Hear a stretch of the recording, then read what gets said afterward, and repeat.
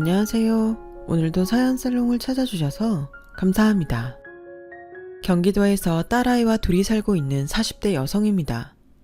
원래는 소극적인 성격이라 예전 같으면 생각만 한참 동안 했을 텐데 이혼을 한 후로는 조금은 저도 제 인생에 적극적으로 살아야겠다고 의식하게 되더군요. 저는 미혼모였던 엄마와 단 둘이 살았어요. 그리 넉넉한 살림은 아니라 엄마는 늘 일을 하셨지만 친구같이 언제나 저에게 장난을 칠 정도로 저희 모녀는 사이가 참 좋았어요. 저는 내성적인 성격인데 저희 엄마는 저와 정반대의 성격이라 목소리도 크고 웃기도 잘하며 언제나 명랑했어요. 그때는 우리 엄마 성격이 원래 저렇다고 생각했는데 나이가 들어 생각하니 어쩌면 엄마는 힘들었던 내색을 하고 싶지 않아 더욱 명랑하려 애를 썼던 것이 아닐까 생각됩니다. 그렇게 엄마와 생활하기를 19년. 저는 대학에 가고 싶었고 형편이 어려웠던 탓에 저희 엄마는 제 등록금을 마련하기 위해 밤에 일을 하나 더 하셨는데요. 언제나 동이 틀 때가 돼야 퇴근하던 엄마는 집에서 3시간 정도 눈을 붙이고 다시 출근을 하는 생활을 하셨어요. 엄마, 너무 무리하는 거 아니야? 괜히 나 때문에 엄마가 힘든 것 같아 미안해. 아니야. 엄마가 체력이 얼마나 좋은데. 그리고 너는 자식이고 나는 엄마인데 당연히 엄마가 자식을 위해 일하지. 엄마는 하나도 안 힘들어. 오히려 우리 딸 위해 열심히 사는 지금이 너무 신나. 엄마, 진짜 미안하고 정말 고마워. 내가 꼭 성공해서 엄마한테 효도할게. 정말이야. 꼭꼭 내가 엄마 행복하게 해줄게. 엄마는 지금도 너무 행복해. 그리고 앞으로도 엄마의 행복은 네가 행복한 거고 그게 효도야. 세상의 모든 엄마는 이렇게 한결같고 슈퍼어머니일까요? 이제사 엄마와 비슷한 나이가 된 저는 그때 엄마의 모습이 유독 자꾸 떠오릅니다. 그렇게 열심히 살았던 우리 엄마. 저는 엄마를 위해 그리고 엄마의 말대로 행복한 미래를 위해서 정말 열심히 공부했어요. 가난한 사람이 가장 확실하게 성공할 수 있는 비결은 역시 공부뿐이라고 생각했으니까요. 그런데 제가 수능을 100일 정도 앞두고 일이 하나 생겼어요. 고단했던 생활 때문인지 엄마는 일하는 도중 사고를 겪게 되었고 공장에서 자기 몸보다 훨씬 큰 기계를 다뤘던 엄마는 엄마 먼저 간다. 학교 잘 다녀와 딸. 하고 출근을 하시고는 영원히 집으로 돌아오지 못하셨어요. 산재였어요. 하지만 공장은 엄마의 산재를 인정하지 않았고 힘은커녕 아직 학생이었던 저는 고작 500만 원이라는 보상금을 받고 엄마의 장례를 치를 수밖에 없었습니다. 엄마는 고아였어요. 그래서 가족이 없었고 저 역시 아빠라는 존재를 모르고 태어난 아이라 친척이라는 사람은 아무도 없었죠. 그래서 장례도 혼자 치러야 했어요. 공장 사장이라는 사람한테 받은 그 돈으로요. 그리고 19살이었기에 고아원에 갈 수도 없었던 저는 홀로 생활하게 되었고 감사하게도 엄마가 남겨준 돈이 있었기에 당분간은 학교를 다니며 버틸 수 있었어요. 그렇게 저는 수능 시험을 받고 가채점을 했는데 점수가 평소보다 더 좋게 나왔고 엄마가 살아계셨다면 참 기뻐하셨을 텐데 저는 어느 누구에게도 칭찬받지 못했죠. 좋은 점수를 받아놓고도 대학 진학을 고민해야 했어요. 분명 저는 대학에 가고 싶지만 졸업까지 하기에는 경제적인 고민을 하지 않을 수 없었어요. 마음 같아서는 장학금을 받으며 계속 학교에 다니면 되지 않을까 생각도 했지만 그게 그렇게 쉬운 일 같지는 않더군요. 하지만 그렇게 고민을 하던 제 눈에 엄마가 잠잘 때도 풀어놓는 법이 없던 14K 목걸이가 눈에 들어왔어요. 그 순간 엄마는 내가 어떤 결정을 하길 원했을까 생각하니 답은 이미 제 자신이 너무나도 잘 알고 있었어요. 저는 깊게 고민하지 않고 일단은 대학에 가기로 했어요. 엄마가 저의 대학 등록금을 벌기 위해 그렇게 노력을 하셨는데 제가 그 돈으로 대학에 가지 않는다는 건 말이 되지 않는다고 생각했죠. 그래서 저는 겁없이 대학에 들어갔어요. 그리고 정말 딱 한 학기를 다니고 돈이 없어 휴학을 하게 되었고, 대학을 다니면서 줄곧 아르바이트를 하긴 했지만 제가 번 돈은 생활비 정도밖에 되지는 않았죠. 어쩔 수 없이 저는 1학년 1학기를 마치고 더 많은 돈을 벌기 위해 하루에 아르바이트를 3개, 4개 정도까지 했었어요. 어떻게든 조금씩이라도 돈을 모아 2학기 등록금을 만들어야 했고, 또 다달이 나갈 생활비도 벌어야 했기 때문에 저는 하루에 알람을 10개 정도 맞추고 생활했었죠. 누군가는 젊어서 고생은 사서도 한다고 저에게 열심히 살아 보기 좋다는 칭찬을 하는 사람도 있었지만, 저는 그 말을 들으면 오히려 화가 났어요. 고생을 누가 사서 일부러 하나요? 어쩔 수 없어 그렇게 사는 거죠. 가뜩이나 내성적이고 소극적인 저에게 세상은 참 두렵고 무서운 곳이었어요.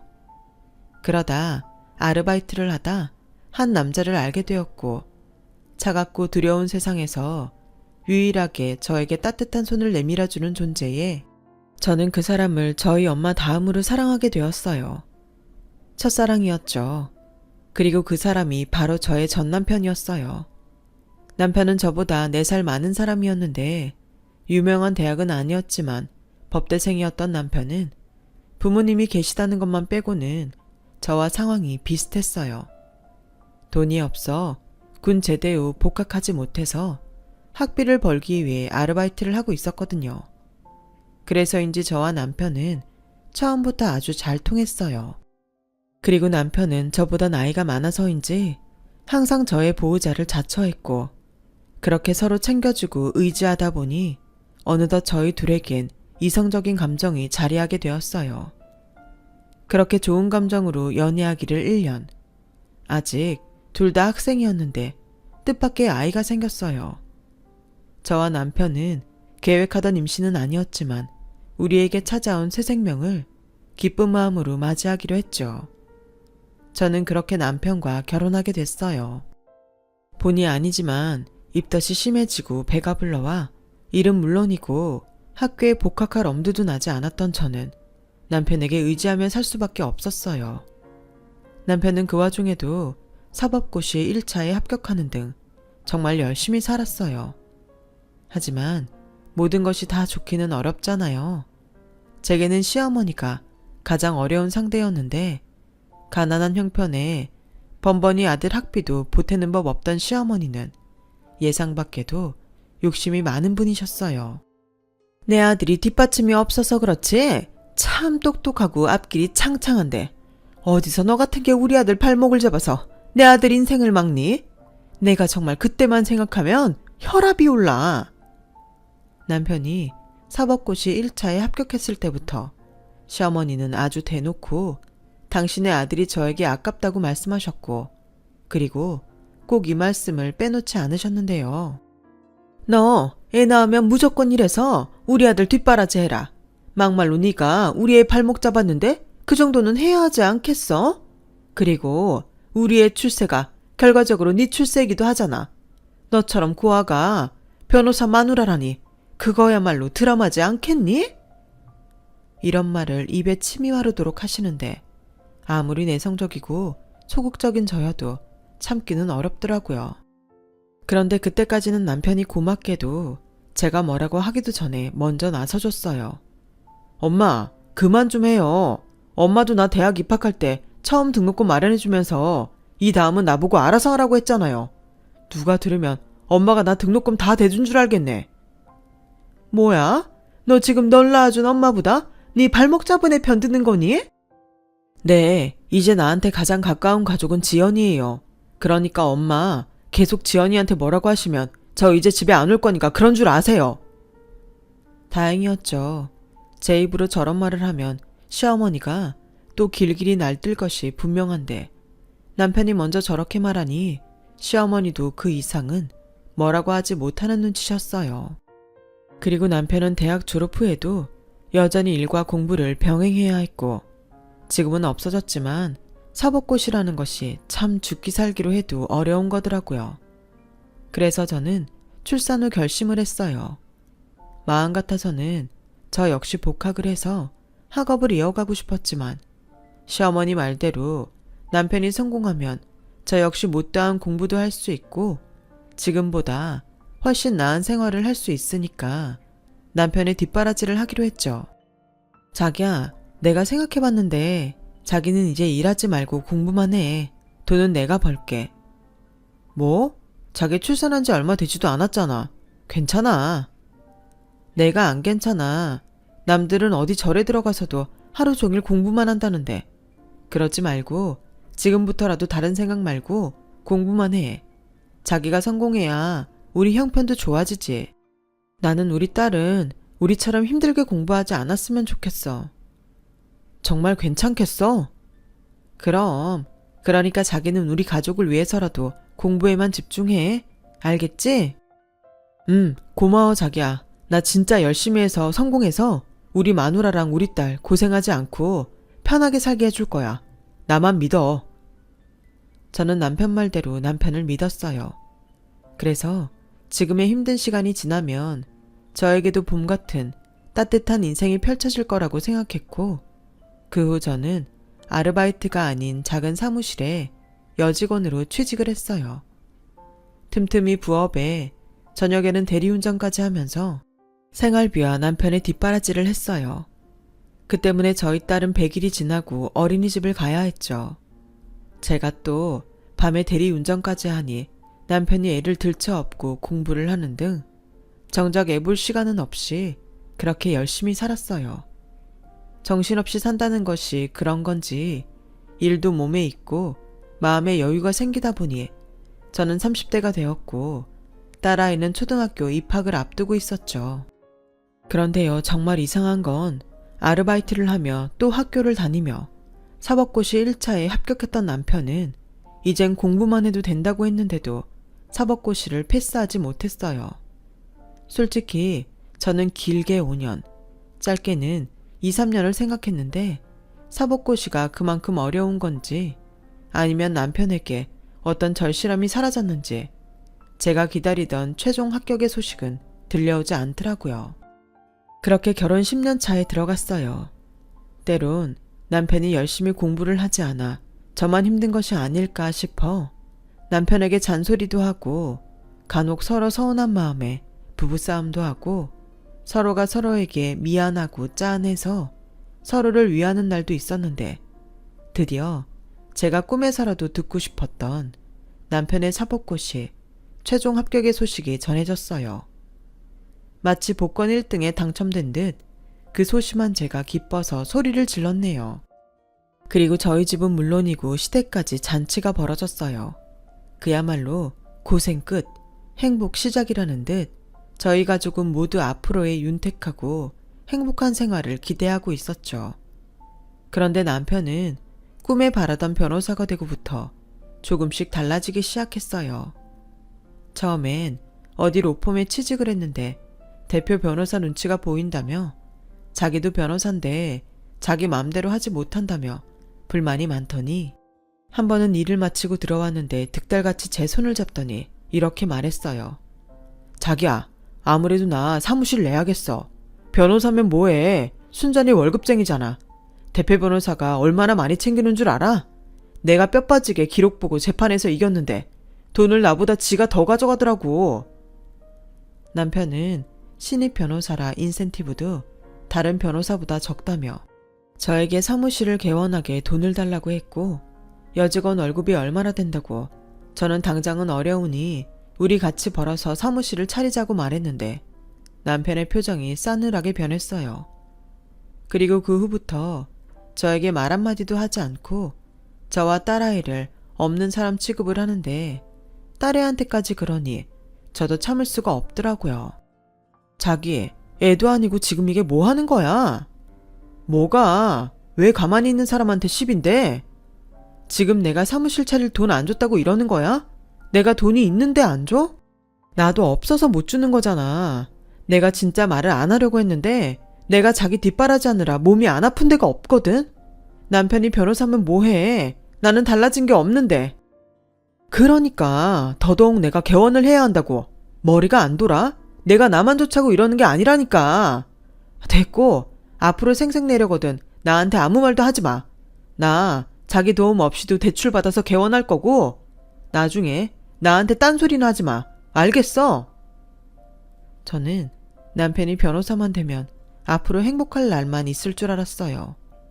그런데 오히려 저를 무시하는 남편을 마주하니 그제야 제가 바보처럼 느껴졌고, 시어머니는 시어머니대로 사무실 개원할 돈도 없는 저 같은 며느리보다 돈 많고 능력 있는 며느리가 줄을 선다며 말 같지 않은 말로 저에게 상처를 줬어요. 지금이라도 감이 안 될 것 같으면 이혼을 해. 우리 아들은 이혼해도 돈 많고 능력 좋은 여자들이 줄을 선다. 어머니, 무슨 말씀을 그렇게 하세요? 제가 그동안 어떻게 살았는지 아시잖아요. 저 사람 변호사 만드는데 저만큼 실질적인 도움된 사람 있어요? 어머님도 10원 한 장 보태신 적 없잖아요. 내가 너 그 말 왜 안 나오나 했다. 그깟 얼마 되지도 않는 돈으로 유세 떨면 내가 벌벌 할 줄 아니? 실질적인 도움 웃기고 있네. 네가 진작에 내 아들 미래를 보고 발목 잡았잖아. 그리고 어디서 감히 나랑 비교를 해? 난 잘난 내 아들을 낳은 사람이야. 너같이 별 볼 일 없는 애야 나한테 해줄 것도 없지만 우리 아들 사위 삼게 해달라고 나한테 집이며 차며 준다는 사람이 얼마나 많았겠냐고. 넌 내 아들 발목만 잡은 게 아니고 내 발목도 잡은 거야. 이게 내가 지금 얼마나 참고 있는데 감히 나를 건드려? 아, 그러세요? 그럼 이제라도 제가 물러날 테니 그동안 남편 변호사 만든다고 쓴 돈 어머님이 주세요. 어머님 말씀처럼 제가 번 돈이 얼마 되지도 않잖아요. 그 돈 시원하게 주시고 새 며느리 얻으시면 되겠네요. 뭐야? 그 돈 못 주실 것 같으면 어머님도 앞뒤 가리지 않고 말씀하시는 거 조심하세요. 저도 이제 예전 같지 않거든요. 어머님이 뭐라고 하시면 저도 똑같이 뭐라고 할 거니까. 저 이제 만만하게 보지 마세요. 아마도 그날이 제가 처음으로 시어머니에게 제 목소리로 큰 소리를 냈던 날이었을 거예요. 저야 뭐 시어머니와 잘 지내고 싶은 마음도 없었고 남편도 예전 같지 않으니 이제는 제 자신을 제가 지켜야겠다고 생각했거든요. 그리고 그날 이후 어머니는 저만 보면 더 심술을 부리셨는데 제가 목소리를 내면서부터는 묘하게 속이 시원하더라고요. 예전 같으면 제 편을 들어줬을 남편이었는데 저와 그 돈 때문에 사이가 멀어지니 둘도 없는 효자가 되더군요. 누군가는 아마 그렇게 살 거면 이혼하지? 라고 생각하실 수도 있는데 저는 그때까지도 이혼할 생각은 추호도 없었어요. 딸아이도 있고 다시 혼자가 된다는 건 이혼보다 저에겐 두려운 일이었죠. 하지만 그렇게 생각하기를 3개월도 지나지 않아 제 인생을 송두리째 흔들어 놓는 일이 벌어졌고 그 일의 시작은 남편의 외도였어요. 찬바람이 쌩쌩 불던 저와 남편이었는데 어느 날부터 남편은 혼자 희죽희죽 웃는 날이 많아졌고 핸드폰에는 전에 없던 잠금 패턴이 생겨났어요. 누가 봐도 조금 의심스러운 상황이었는데 남편이 먼저 저에게 이렇게 말을 했어요. 나 투자받아서 사무실 개업하게 됐어. 은행 대출 받으면 이자도 물어야 하지만 그냥 나 하나 믿고 투자하겠대. 글쎄 임대료도 자기가 알아서 한다고 나한테는 그냥 일만 하라고 하는 거 있지? 진짜 횡재했다니까. 듣기만 하면 진짜 고맙긴 한데 정말 믿어도 돼? 세상에 어떤 사람이 투자를 무조건 퍼줘? 다 변호사야. 그리고 내가 능력이 그만큼 있어 보이니까 그렇지. 자기는 이런 감사한 기회에 기뻐하기는커녕 지금 초를 치는 거야? 누가 초를 쳐? 불안하니까 그렇지. 신경 꺼. 아무튼 나 이제 본격적으로 바쁠 거니까 그런 줄 알아. 저는 이상하게 엇나가는 남편이 불안했어요. 하지만 남편 말대로 남편이 변호사고 또 저한테 신경 쓰지 말라며 말을 함부로 하는 남편인지라 남편 말대로 정말 신경 쓰고 싶지 않았었는데 우연히 잠금이 풀린 남편의 핸드폰 속에 남편의 외도 증거들을 보는 순간 그래도 이건 아니라는 생각이 들었어요. 그래서 남편에게 다짜고짜 추궁을 했고 남편은 지금 나한테 바람났냐고 물었어? 이 사람 나한테 투자하는 사람이야. 남의 돈 받아 일하려면 나도 비위를 맞춰야지. 넌 아무것도 모르면서 사람 의심하냐? 그렇게 할 일이 없어. 비위를 맞춰? 거기에는 둘이 쿵짝이 맞아도 그렇게 맞을 수가 없던데 무슨 소리야? 진짜 나를 바보로 알아? 아, 몰라. 그래서 뭐 어쩌자고. 이혼이라도 해? 툭 까놓고 나 없이 애 키우면서 살 수 있어? 아, 원래 딸은 엄마 팔자 담는다고 너도 니네 엄마처럼 애 키우면서 평생 일만 하다 죽으려고? 뭐? 너는 변호사라는 사람이 말을 그렇게밖에 못하냐? 아, 너도 네 엄마 닮아 생각도 말도 상스럽구나. 뭐? 너 말 다 했어? 아니, 하려고 들면 몇 날 며칠 동안 할 수 있어. 됐다. 수준 안 맞는 너랑 내가 무슨 말을 하니? 그렇게 저와 남편은 얼굴만 보면 싸우는 사이가 되었어요. 그리고 딸한테는 미안하지만 진짜 이혼을 고민하게 되었고 남편에게 실망하다 못해 더는 가족이란 이름으로 살고 싶지 않았던지라 제 발로 다른 변호사 사무실을 찾아가는 둥 제 나름대로 이혼 준비를 해갔어요. 그런데 엄마 진짜 아빠랑 이혼하게? 라며 딸아이가 이혼 서류를 발견하고 물어왔고 차마 저는 네 아빠가 바람이 나서 이혼하겠다는 말을 하지 못해서 엄마가 힘들어서 그래. 아빠하고도 힘들고 할머니하고도 힘들어서 라고 이야기를 했는데 딸아이는 이렇게 말을 하더군요.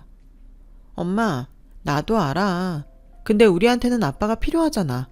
우리 아빠가 변호사라 친구들이 다 부러워하는데 엄마가 좀 참으면 안 돼? 참 속상했어요. 아빠가 변호사니까 저보고 참으라는 그 말이 그렇게 서운하더라고요. 만약 제가 임신을 하지 않고 계속 대학을 다녀 그럴싸한 직업을 가졌다면 지금의 이 말을 듣지 않아도 됐을 텐데 제가 무엇을 위해 그렇게 희생하고 살았는지 제 인생이 불쌍하게 느껴졌어요. 그래서 엄마는 많이 참았어. 그래서 더는 힘들 것 같아. 아빠가 변호사면 뭐해? 사람을 그렇게 무시하는데 엄마는 너한테 강요하고 싶은 마음은 없어. 네가 아빠랑 살고 싶다면 엄마는 기꺼이 네 의견을 존중할 거야. 저는 진짜 그러겠다는 마음이었어요. 그때까지는 남편에게 적어도 부성애는 있다 라고 생각했으니까요. 그런데 본격적으로 합의 이혼을 진행하는 중 남편은 자기가 왜 애를 떠맡냐며 싫다고 했고 저희 부부가 이혼을 준비한다는 소식을 들은 시어머니도 저에게 애를 데리고 가라며 눈에 쌍심지를 켰는데요. 애는 네가 키워라. 사내도 아니고 기집애를 어떻게 우리 아들이 키우니? 그리고 우리 아들은 금방 새장가를 갈 텐데 세상 어떤 여자가 전처 사이에서 낳은 자식을 키우겠다고 하겠어. 너 이혼하겠다고 마음먹었으면 네가 낳은 네 애도 데리고 가. 문제는 시어머니의 이 말을 딸아이가 모두 들었다는 거예요. 딸은 울고 저는 딸아이를 달랬는데 남편은 우는 아이를 보며 인상을 찌푸리더니 저에게 이렇게 말했어요. 아이씨, 지 엄마 닮아서 시끄럽네. 야, 내가 양육비랑 위자료 챙겨줄 테니까 애는 네가 키워. 그럼 불만 없지? 치사하게 애를 나한테 떠넘기려고 하냐? 누가 떠넘겨? 애가 아빠랑 지내고 싶다고 하니까 그랬지. 너야말로 아빠면서 말을 그렇게 해야겠냐? 나는 그래도 애가 너한테 실망할까봐 네가 바람펴서 이혼하는 거라고 말 안 했는데 너는 정말 쓰레기야. 내가 벌어다준 돈으로 겨우 변호사 된 주제에 너도 참 염치가 없다. 챙겨준다고 표현하지 마. 나는 받아야 할 돈을 받는 거니까. 저는 막판이라는 생각에 속에 있던 말을 쏟아냈어요. 엄마는 강하다고 하던가요?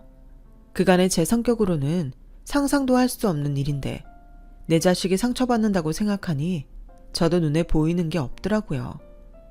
남편은 처음엔 법으로 끝까지 하자고 했어요. 그런데 누구보다 저와 이혼을 원했던 남편인지라 결국엔 순순하게 이혼 서류에 도장을 찍더군요.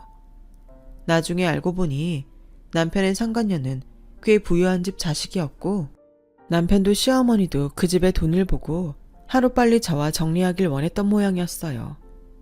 그렇게 저는 이혼 후 저희 엄마가 그러셨듯 홀로 딸을 키우게 되었어요. 때마침 적금 만기가 되는 것이 있어서 그 돈과 위자료로 당장 지낼 작은 빌라 전세를 얻었고 아빠와 살고 싶어 했던 딸은 아빠에게 받은 상처 때문인지 예전에 밝고 명랑했던 모습은 사라지고 어쩐지 철이 들어버린 듯 이상하리만큼 말을 잘 듣게 되었는데 저는 그 모습도 속이 상했어요.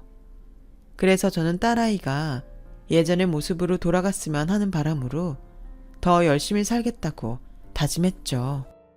마음은 남편에게 받은 배신감으로 힘들었지만 보란듯이 잘 살고 있다는 걸 보여줘야겠다는 일념으로 버텨냈어요. 그렇게 1년을 보냈고 남편은 양육비를 잘 보내는 듯 싶더니 1년이 지나자마자 양육비를 뚝 끊었는데요. 처음엔 괘씸한 마음에 남편을 찾아가 소란이라도 피울까 고민도 했는데 딸아이를 생각해 그것도 그만뒀어요. 딸이 그때의 상처가 컸는지 아빠의 흔적이라도 보는 날에는 밥도 먹지 않고 방에서 하루 종일 나오려 하지 않았거든요. 그래서 저는 당장은 경제적으로 힘들지 모르지만 남편의 양육비를 포기했어요. 제가 더 열심히 벌면 되죠. 그렇게 생각하니 경제적으로는 조금 여유가 없게 되었지만 마음은 홀가분해졌어요. 그리고 제가 이렇게 결정했다는 것을 딸아이도 아는 듯 시간이 지나자 딸도 예전에 밝았던 모습으로 돌아왔는데 학업에는 그다지 관심을 두지 않았던 딸이 공부에 열을 올리기 시작했어요. 엄마, 내가 공부 열심히 해서 아빠한테 복수해줄게. 그러니까 엄마는 나만 믿고 기다려. 알겠지?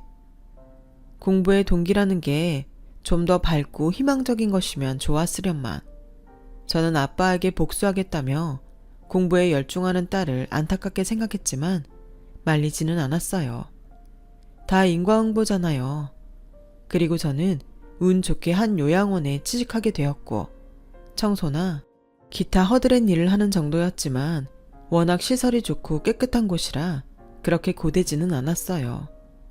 그렇게 저와 딸은 각자 열심히 살아갔고 열심히 노력한 끝에 딸아이는 처음으로 전교에서 4등을 하는가 하면 저는 요양원에 계시는 어르신들과 제법 많이 친해져 일이 더 수월해졌는데 그러던 중 정말 믿기 어려운 일이 저에게 일어났어요. 지연씨, 3층 순아 할머니한테 뭐 잘못한 거 있어요? 아니요, 왜요? 그분이 갑자기 자기를 찾는다? 확인할 게 있다고. 지금 당장 오래. 원래 한번 뭐가 마음에 들지 않으면 장난 아니거든. 우리 요양원에서만 벌써 8년을 계신 분이잖아. 자기, 정말로 뭐 실수한 거 없어? 없는데? 어제 그냥 청소만 해드렸는데 별 말씀 없으셨어요. 제가 가볼게요. 그래, 조심해. 노인네가 힘이 장사야. 저는 잔뜩 긴장하고 3층으로 향했어요. 그리고 병실 문을 열고 들어갔는데 이혼 후 저 역시도 한 번도 풀어놓지 않았던 돌아가신 엄마의 목걸이가 그 할머니 손에 들려 있었고 할머니는 저를 무섭게 빤히 쳐다보셨어요. 이거 자네 건가? 네, 언제 풀어졌지? 혹시 이것 때문에 저 찾으신 거세요? 이거 어디서 났어? 그쪽이 산 물건이 아닐 텐데? 아, 그게 저희 엄마 유품이에요. 유품? 엄마 이름이 뭐야? 이 유자 정자 쓰셨는데? 저는 저에게 계속 추궁하는 할머니에게 순순히 대답했죠. 목걸이를 돌려받으려 했어요. 그런데 예상 밖에도 할머니는 닭똥 같은 눈물을 뚝뚝 흘리셨고 곧이어 저에게 어마어마한 이야기를 해주셨습니다. 유정이는 내 딸이야. 내가 너무 가진 게 없어서 이러다가는 둘 다 죽겠구나 싶어서 고아원 앞에 두고 왔거든. 거기 있으면 밥이라도 먹고 학교라도 보내줄 것 같았지. 그래서 이름하고 태어난 날이랑 이 목걸이를 아이 손에 꼭 쥐어줬어. 근데 내 딸이 나보다 먼저 저 세상을 갔다는 말인가? 게다가 자네가 우리 유정이 딸이라고? 세상에, 이젠 다 포기하고 있었는데 하느님이 그래도 나한테 마지막 선물은 주시는구나. 저는 어안이 벙벙했어요. 마치 꿈을 꾸는 듯 싶었어요. 그날을 시작으로 저와 할머니는 각자 지나온 세월을 이야기했고 할머니는 엄마가 미혼모로서 살다 돌아가신 것에 눈물을 흘리셨어요. 그리고 제가 남편 뒷바라지를 하다 버림받았다는 사연을 들으시고는 저보다도 더 화가 나셔서 금방이라도 전 남편을 찾아가 홍구멍을 내겠다고 역정을 내시는데 그렇게 따뜻하고 든든할 수가 없더라고요. 하지만 만나면 이별이라고 혈육을 만나 기뻤지만 할머니는 90이 넘은 연세로 기력이 좋지 않으셨고 몇 번의 고비를 넘기시는 등 상태가 그렇게 좋지는 않으셨어요. 조금만 더, 아니 몇 년만 더 버텨주셨으면 저는 난생 처음 교회를 찾아가 기도하고 또 기도를 했는데 할머니의 병세는 좋아지기는커녕 한 번 감기에 걸린 후로 계속 좋지 않으시더군요. 급기야 마지막을 준비해야 할 것 같다는 말을 듣게 되었는데 저는 또다시 가족을 잃는다는 슬픔에 눈물을 흘렸지만 할머니는 덤덤하게 자신의 죽음을 받아들이시는 듯 보이셨어요. 당신의 딸이 이미 세상을 떠났으니 자기도 어서 딸을 만나러 가고 싶다고 하셨거든요. 그리고 저에게 어떤 번호 하나를 알려줬고 제가 그 번호로 연락을 하니 어떤 젊은 여자 변호사가 저를 찾아왔어요. 할머니께 말씀을 미리 들었습니다. 원래 할머님은 가족이 없으셔서 유산을 따님이 있던 고아원에 절반을 기증하고 나머지는 지금까지 계셨던 요양원에 기증하려고 하셨어요. 그런데 지금은 손녀와 증손녀가 있다고 유산의 80%를 손녀인 이지연 씨한테 상속하고 나머지를 요양원에 기증하시겠다고 내용을 변경하셨습니다. 네? 할머니께서 유산이 있으세요? 네. 할머님이 따님을 고아원에 맡기고 정말 악착같이 사셨대요. 그래서 한 푼 두 푼 모으신 게 상당한 액수가 됐어요. 언젠가 딸을 만나면 주겠노라 쓰지도 않으셨다는데 이렇게 다행히도 손녀분을 만나셨네요. 제가 할머니하고 알고 지낸 지가 좀 됩니다.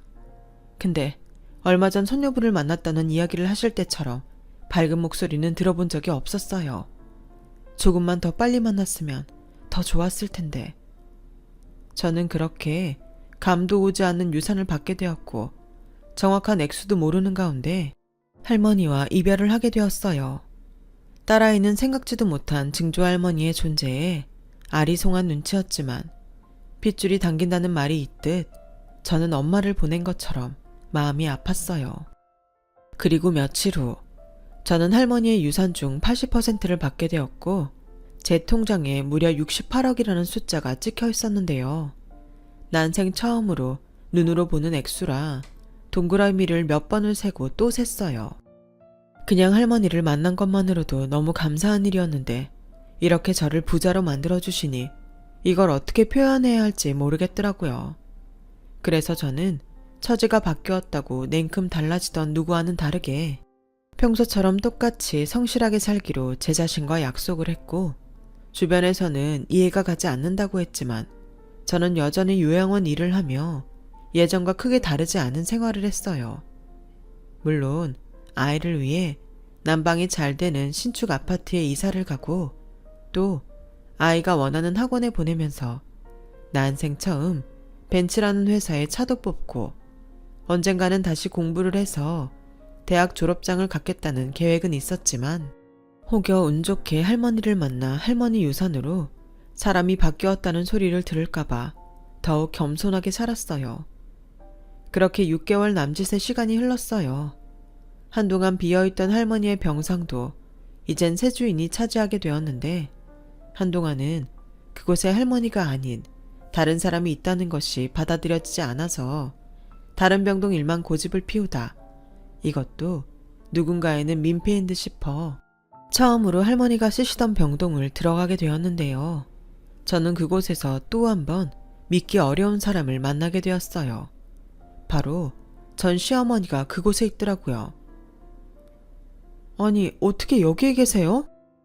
어머, 이게 누구야? 세상이 좁다고 하더니 여기서 너를 다 보는구나. 반갑다 얘. 반갑다니. 저는 저를 반갑다고 하는 전 시어머니를 보고 눈살이 저절로 찌푸려졌어요. 그런데 그 다음 말이 더 저를 어이없게 만들었는데 헛웃음밖에는 나오지 않더라고요. 얘, 너 재혼은 했니? 아무리 니들이 이혼을 했어도 우리 손녀도 있는데 연락을 그렇게 딱 끊으면 되겠니? 나 그동안 네 소식 엄청 궁금했다. 왜요?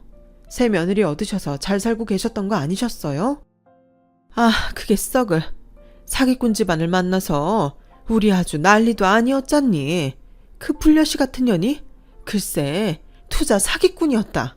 세상에 겁도 없이 변호사한테 사기를 치니? 내가 아주 그때 생각만 하면 피가 거꾸로 솟아. 근데 너를 여기서 이렇게 딱 만나니 역시 너만한 애가 없었다 싶다. 그러게 있을 때 잘하시지. 저는 이혼하고 딸애랑 아주 잘 살아요. 잘 살아? 너 돈 좀 벌었니?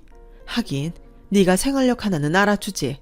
그래서 하는 소린데 너 돈 좀 있으면 우리 아들 좀 도와줘라. 우리 애가 지금 감옥에 있어. 이게 다 불려시 사기꾼 그년 때문이야. 우리 애는 억울하게 당한 거라고. 얘, 우리 예정을 생각해서 아니 이번 기회에 니들 재결합하기 위해서 네가 좀 나서봐라. 제가 왜요? 그렇게 저를 멸시하고 무시하더니 무슨 낯짝이세요? 그래, 내가 지난번에는 정말 미안했다. 사람은 누구나 실수를 하는 거잖아.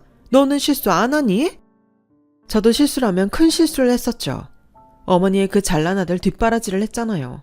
근데 이제는 아니에요. 절대 제가 다시 그 짓을 하는 일은 없을 테니 꿈 깨세요. 아니, 니들 사이에는 자식이라는 끈이 있잖아. 끈이요? 그 끈 먼저 잘라낸 사람이 누구죠? 됐고요.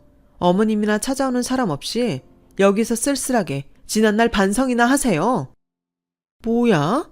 이게 아주 못 보던 사이에 아주 돌았네? 야, 너도 여기서 일하는 주제면 구질구질하기는 매한가지지. 어디서 잘난 척이야? 왜? 우리가 망했다고 하니까 너보다도 못 사는 것 같냐? 잘 살던 못 살던 안 궁금하고요. 앞으로 저 보시더라도 아는 척하지 마세요. 뭐야? 저는 서둘러 병동을 나왔어요. 그리고 퇴근 시간도 이미 지난 후라 서둘러 옷을 갈아입고 주차장으로 향하는데 글쎄 거기까지 저에게 해코지라도 하겠다고 쫓아왔더라고요. 저는 황급히 차에 시동을 걸었고 제가 차에 타는 순간 시어머니는 차 앞을 가로막으며 제 차를 요리조리 살폈어요. 너 로또라도 맞았니? 아니면 명짧은 졸부라도 물었어? 네가 어떻게 이 비싼 차를 몰아? 지금 뭐 하시는 거예요? 비켜요. 너나 빨리 말해. 어떻게 된 거냐고. 저는 제 차 앞에서 꼼짝하지 않은 전 시어머니 때문에 다시 차에서 내렸어요. 그리고 할머니를 만나 유산을 받게 된 경위를 아주 상세하게 말씀드렸고 시어머니는 그 자리에서 얼굴이 하얗게 질리시더니 그럼 네가 할머니 재산으로 부자가 됐다는 거니? 라며 묻더군요. 저는 대답할 가치도 느끼지 못해 그 사이에 차를 빼서 주차장을 나와버렸는데요.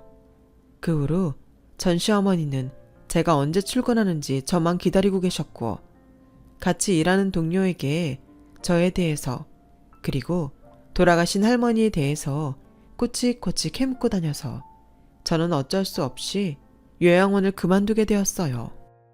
그 계기로 저는 다시 대학에 가기 위해 공부를 시작했습니다. 어떻게 알았는지 출소한 남편은 딸아이 학교를 찾아가 저를 만나고 싶다고 했다는데 제 딸이 부끄럽고 거지 같은 아빠는 필요 없으니까 우리 모녀 앞에 다시는 나타나지 말라고 한 방 먹여줬다고 하더군요. 딸은 그 후로 아빠와는 다르게 세상에 좋은 영향을 끼칠 수 있는 학자가 되고 싶다는 꿈을 갖게 되었어요. 저도 더 이상 다른 누구도 아닌 제 자신의 행복을 위해 살겠다는 목표를 세웠는데요. 하늘에 계신 엄마와 할머니 덕인지 얼마 전 만학도의 길을 걸을 수 있게 되었어요. 첫 번째 입학에 이은 두 번째 입학. 비록 푸릇푸릇한 20대는 아니지만 저는 그 누구보다 행복합니다. 아마 지금쯤이면 엄마와 할머니도 하늘에서 만나 끊어졌던 모녀의 정을 나누고 계시겠죠. 저 역시 제 딸과 많은 추억과 세월을 공유하며 늦은 만큼 더 많이 행복하고 보람된 인생을 살아가려 합니다. 이번만큼은 저도 제 딸한테 멋진 엄마의 모습을 꼭 보여주고 싶네요. 지금까지 저의 이야기 들어주셔서 대단히 감사합니다. 부디 여러분들도 여러분만의 행운을 만나시길 바라며 건강이 최고입니다. 건강하시고 행복하세요. 여러분, 사연 댓글에 응원과 현명한 조언 부탁드려요. 좋아요와 구독은 저에게 큰 힘이 됩니다. 오늘도 좋은 일 가득하세요.